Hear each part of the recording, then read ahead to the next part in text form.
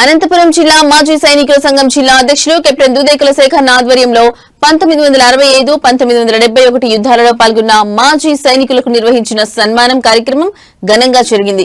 1971లో December 3 నుంచి 16 వరకు operation Vijay పేరుతో జరిగిన యుద్దంలో పాకిస్తాన్ ఓడించి బంగ్లాదేశ్ ఏర్పాటుకు భారత్ కృషి చేసిన విషయాన్ని గుర్తు చేసుకున్నారు. ఈ యుద్దంలో పాల్గొన్న మాజీ సైనికులు వారి అనుభవాలను సభ్యులతో పంచుకున్నారు. సన్మానించబడిన వారిలో 1965లో యుద్దంలో పాల్గొన్న సూపర్ సీనియర్ మాజీ సైనికులు P Siddanna, P Govindareddy, D Ramachandrareddy, G Nagabhushanam, Babaratnam, Vasanthulu, M J Nanjagowda, C Kallappa, 1971 యుద్దంలో పాల్గొన్న కెప్టెన్ శేఖన్న, అబ్దుల్ ఖాదర్, కాజా సాహెబ్ తదితరులు ఉన్నారు.